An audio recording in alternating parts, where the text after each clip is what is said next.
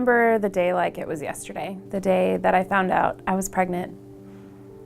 I was 21 and in college, my senior year, and my entire life was changed the minute that I found out. I was dating this Christian guy, and he broke my heart, and I was so angry at God.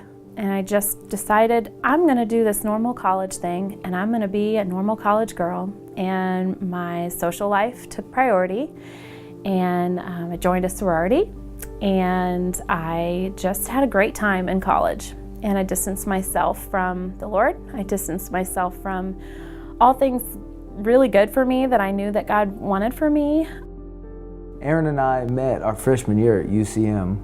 I was there studying aviation, and we ended up working at Blockbuster together. And at that time, I looked at this girl and I said, wow, she is great. And so I asked her out. So we started dating, and it was just really fun and casual. And 3 months after we started dating, I found out that I was pregnant. It rocked my world. I couldn't even begin to process what my family or my parents would think. I didn't know what I was gonna do. I remember telling my sorority that I was pregnant, and they were shocked. I remember several of my friends just saying that this isn't the path of your life that you have to take. Nobody has to know about this. Abortion is still a very big option. And I'd be lying if I said that I didn't think about that in some way and entertain that just a little bit. And I told another good friend of mine in college, Autumn, that I was pregnant. And immediately she said, I know where you can go. And she said, there's this place called the Rachel House in Lee Summit. And she said, you can go there to the Rachel House, and they'll give you a pregnancy test to make sure for sure, and an ultrasound, and my mom volunteers there.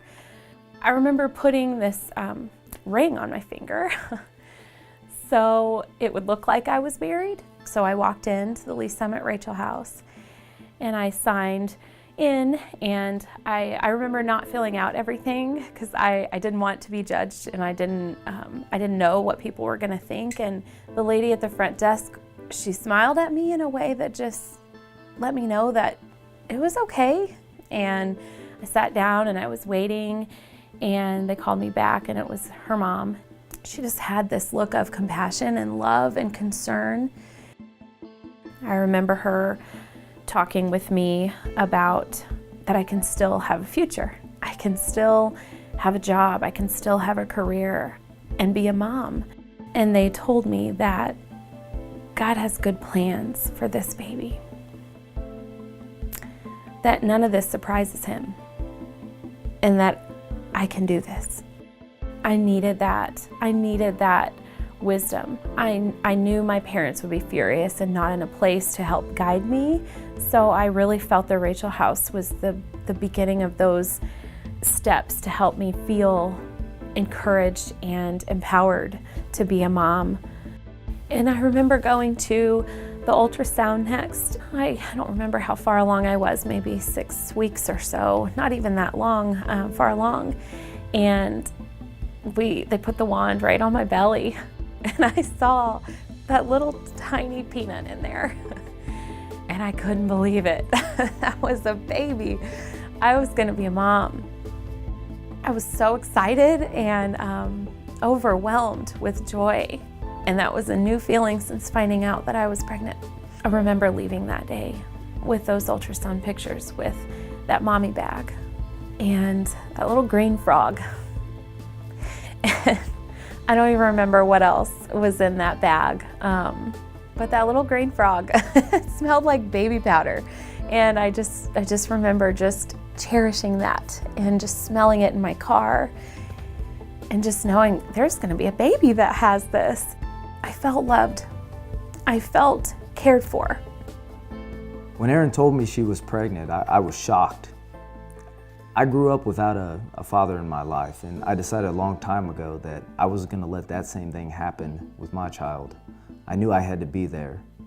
I didn't take him seriously. I didn't think he really would, and I thought honestly he would just go away. And I pushed him away, and he kept coming back, and he kept showing up, and he was there for every appointment and was there for every single thing.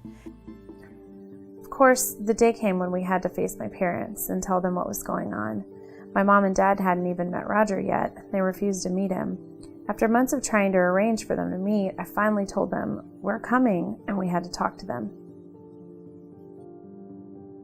I remember walking in the front door, and Roger and I were terrified. And Roger put his hand out to shake my dad's hand, and my dad didn't shake his hand, and they were very serious. And we sat down on their couch, and they sat across from us, and it was the first time they ever met Roger. And they just said, "We'll get to it. What is it?"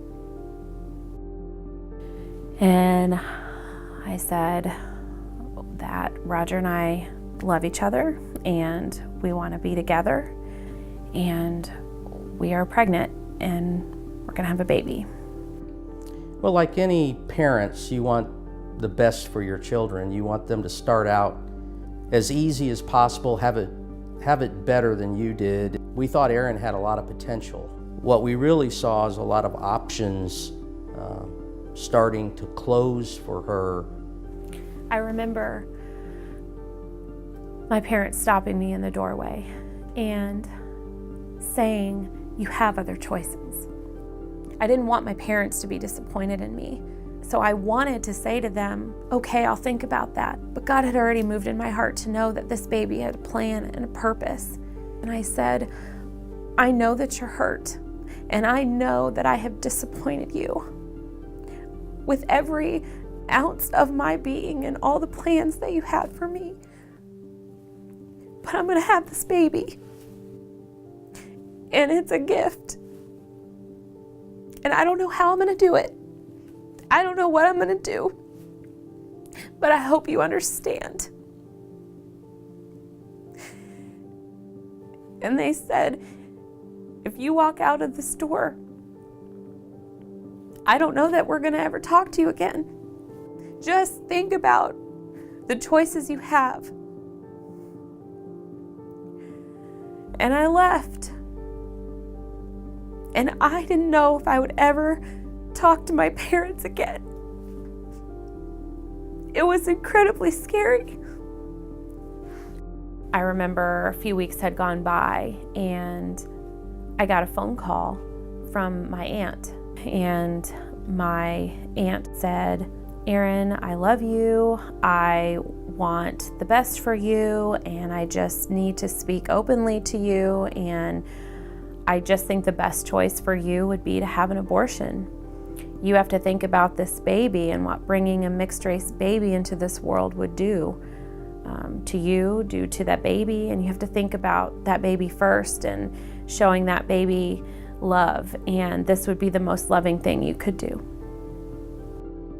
My parents, my aunt, my friends told me that if I went ahead and had this baby, that my plans would be ruined and that this baby would have no future, and that I couldn't be the mom that I wanted to be if I had this baby right now.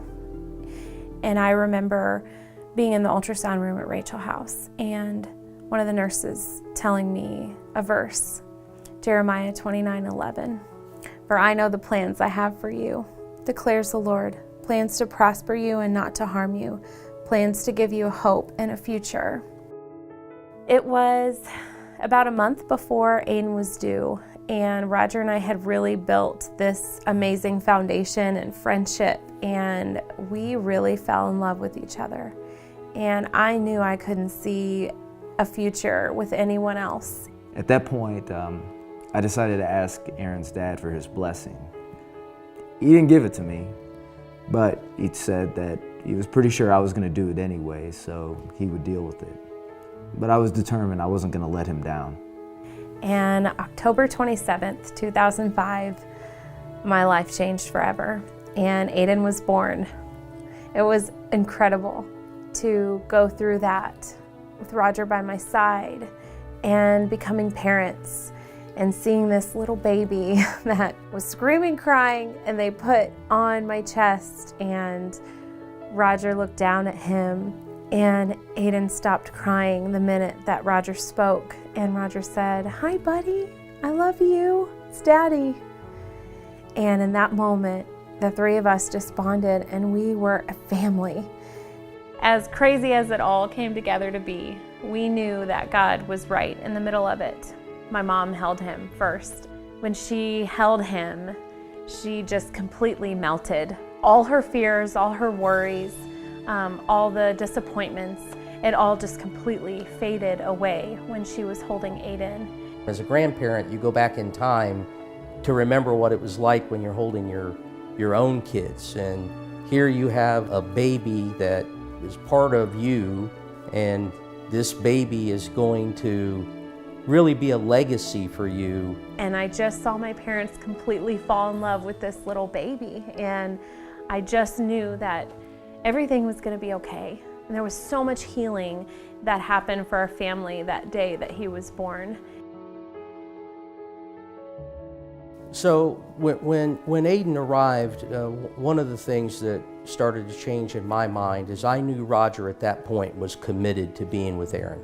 They pulled me in, to family events and Christmases, and everything just seemed more like a family. And to even the point where I got baptized with Erin's dad and her brother at the same time. I could see him becoming a father and looking up to my dad, and they are like father and son. Never could have imagined that it would be that way, but he calls him Dad and looks up to him, and my dad looks at him as a son. I loved getting to see my parents become grandparents, especially my mom. She loved that little boy so much. She called him her special boy. She prayed over him so much. She absolutely adored him. In July of 2011, she ended up passing away from a brain aneurysm, and it was very sudden. It was very, very hard. I did see that through Aiden's birth, she got to be a grandma for 5 years. And if Aiden hadn't come when he came, she wouldn't have had that. It was really God's plan unfolding that we weren't aware of at that time. What it permitted this, what was initially really in our minds an unwanted pregnancy, turned into a blessing. And you can see the joy in these pictures. You can see the joy in her face, baking with them and just hugging and loving on them. She got to do that.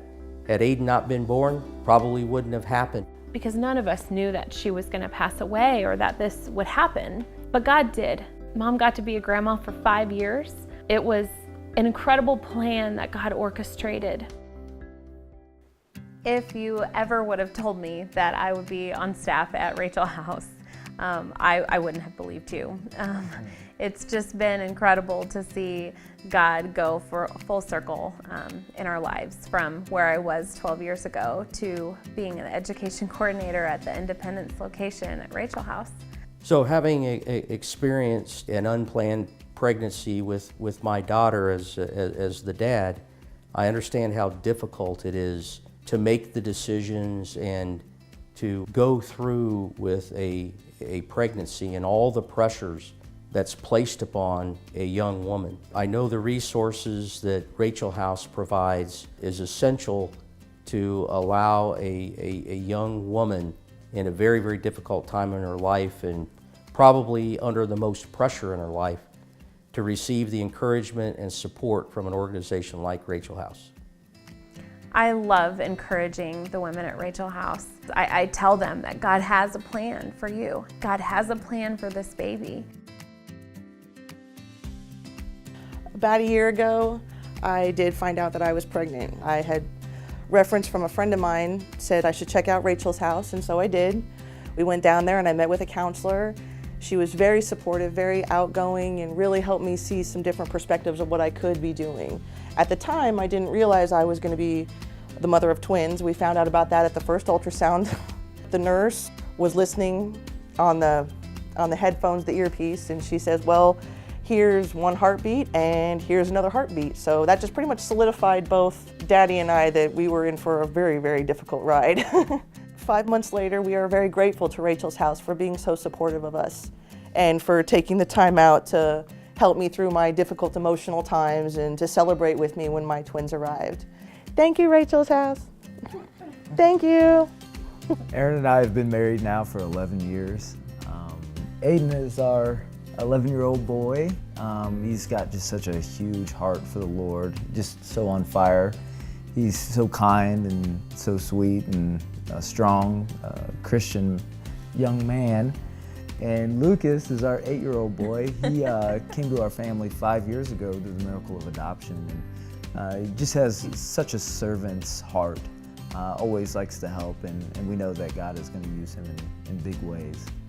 God is so good. I can't even express how amazing it is to see God's plan for our family and the future that He had for us. And none of it would have been possible without the beginning of our story. We are living proof that the way Rachel House encourages others to choose life can make an impact, not just on the woman's life or the child's physical life, but on generations before and after, sometimes for eternity.